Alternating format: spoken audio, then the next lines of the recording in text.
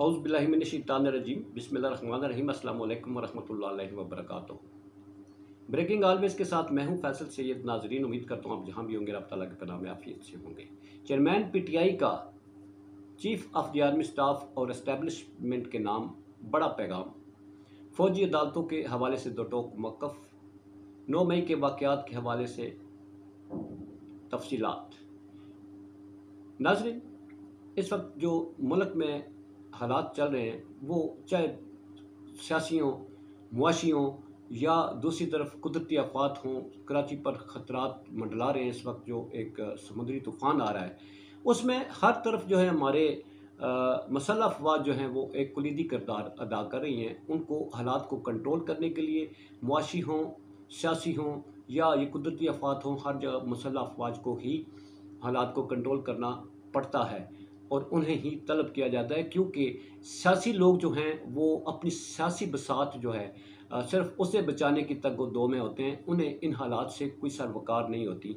जैसा कि 9 मई के वाक़यात के बाद सुबह से शाम तक अगर प्रेस कॉन्फ्रेंसें देखें, असम्बली का फ्लोर देखें, सेनेट का फ्लोर देखें, तो एक सियासी जमात जिसे तोड़ने के बावजूद, उसके टुकड़े टुकड़े करने के बावजूद, उसके जो चेयरमैन है उसे नज़रबंद करने के बावजूद, वो उसे गद्दार डिक्लेयर करने के लिए, उसे रास्ते से हटाने के लिए घिनौनी साजिशें उसके ज़िम्मे लगाते हुए सुबह से शाम तक कान पक गए सुन सुन के। इसका एक आम तासर अब ये जाने लगा है, इतनी ज़्यादा जो इन्होंने इस वाक़ये के बाद इस तरह से जो सुबह से शाम तक एक गर्दान अलापते हैं, अब इसका इम्पैक्ट लोगों में नेगेटिव जाना शुरू हो गया है। अब सबको लगने लगा है कि ये अपना जुर्म छुपाने के लिए इस कदर शोर मचा रहे हैं। लोग अब ये समझने लग पड़े हैं कि ये वाकई पीटीआई जो है उसके ख़िलाफ़ जो है इसको बतौर हथियार इस्तेमाल कर रहे हैं। ये इस वाक़ये को अपने लिए इस्तेमाल कर रहे हैं। ये इस वाक़ये के पीछे छुप कर अपने सियासी मकासद जो है उनको हासिल करने के लिए और दूसरे को बदनाम करने के लिए, उसे दबाने के लिए इस्तेमाल कर रहे हैं। और इसलिए आज जो है कल जो है चेयरमैन पीटीआई जो है उन्होंने बड़े फ़िक्र अंगेज़ ख़िताब किया है उन्होंने मौजूदा सूरत हालात के तनाज़ुर में, और उन्होंने एस्टेब्लिशमेंट और जो हमारे chief of the army staff है सैयद आसिम मुनीर, उन्हें दो टोक अंदाज में बड़े वाज़े और फ़िक्र अंगेज़ पैगाम देते हुए कहा कि मैं आपसे बात करने के लिए तैयार हूँ। मैं इनसे इसलिए बात नहीं करना चाहता क्योंकि ये तो हालात को ख़राब कर रहे हैं, ये तो हालात ख़राब करना चाहते हैं, ये तो हालात को ठीक करने के लिए संजीदा ही नहीं है, ये इंतखाब भी नहीं करवाना चाहते। तो मैं आपसे इसलिए बात करना चाहता हूँ कि आप अथॉरिटी हैं, आप हालात को ठीक कर सकते हैं, आप हालात को समझते हैं, उनकी नज़ाकत को समझते हैं। तो इस हवाले से उन्होंने जो 9 मई के वाक़या हुआ है उसमें बड़ी पेशकश ये की है आर्मी चीफ़ को कि आप इसकी गैर जानबदार और शफ़ाफ़ तहक़ीक़ात करवाएँ, हम आपके साथ देंगे।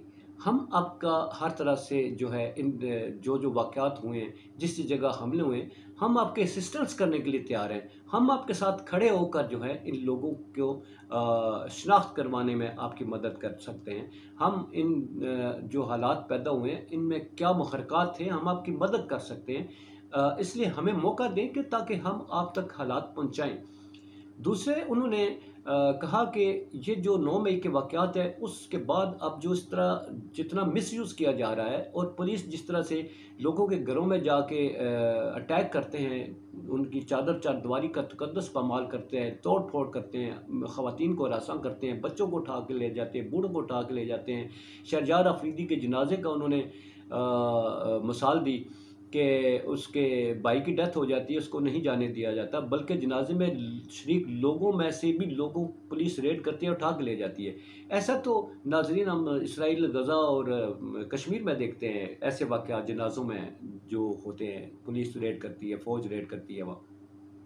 तो फिर उन्होंने कहा कि ये जो पकड़-दक्कड़ का सिलसिला है, लोगों को ब्लैकमेल किया जाता है कि आपके जियो फाइनेंसिंग में हैं आप, चूँकि इसलिए आप पर हम मुकदमा बना रहे हैं 3 एमपीओ के तहत, और गद्दारी का मुकदमा बनाएंगे, आपको तोड़-फोड़ का मुकदमा बनाएंगे। तो लोगों को हरासा करके उनसे लाखों रुपए, 10 लाख कम अज़ कम रेट है और इससे 15 लाख, 20 लाख, 50 लाख तक लोगों से वसूल किए जा रहे हैं। इसलिए उन्होंने आर्मी चीफ और इस्टेब्लिशमेंट के नोटिस में ये बातें लाई हैं। फिर उन्होंने कहा कि ये जितना अफसोसनाक वाक़या हुआ है, इसमें इसकी उन किरदारों को क्यों नहीं बेनकाब किया गया, जिनका ये फ़र्ज़ था कि ये इतना बड़ा मॉब जा रहा है, क्या इसको रोकने वालों को जिनकी ज़िम्मेदारी थी, क्या उनको किसी ने पूछा?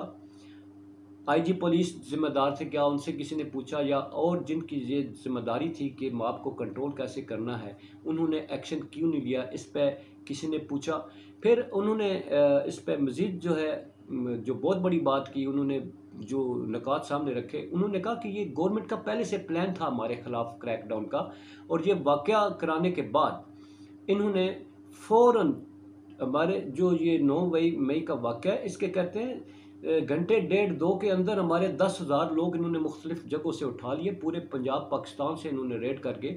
वो पूछ रहे थे, बड़ा सवाल है ये, कि इतनी जल्दी इनके पास फ़हरिस्तें, डिटेल्स, जो हमलावर हैं उनकी डिटेल्स इतनी जल्दी कहाँ आ गई?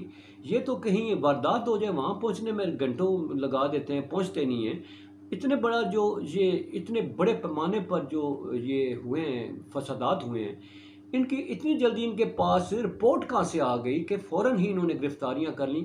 वो कहते हैं ये पहले से फ़हरिस्तें थीं इनके पास, ये पहले से लिस्टें तैयार थीं, इस वाक़े की आड़ में उन्होंने हमारी पकड़-दकड़ की। ये दूसरा बड़ा सवाल था जी। और दूसरा उन्होंने कहा कि ये जो कुछ हो रहा है, इससे अवाम में जो नेगेटिव मैसेज जा रहा है, अवाम में नफ़रतें बढ़ रही हैं, अवाम में बदएतमादी बढ़ रही है। इस हालात को कंट्रोल करने के लिए सियासी क़यादत को मौका दिया जाए। इलेक्शन करवाकर जो भी जमात आती है, पॉलिटिकल लीडरशिप आती है, उसके हवाले मुल्क को करके अवाम को यकजा रखने के लिए उन्हें मौका दिया जाए। सिक्योरिटी फोर्सेस, हमारी पाक अफवाज हमारी सलामती की ज़ामन है, वो हमारी सरहदों की हिफाजत करती हैं, हमारे जानो माल की हिफाजत करती हैं, हमारे मुल्क के अंदर दरपेश जो हालात हैं उनका हमारे लिए वो हमें मुआवनत करती है।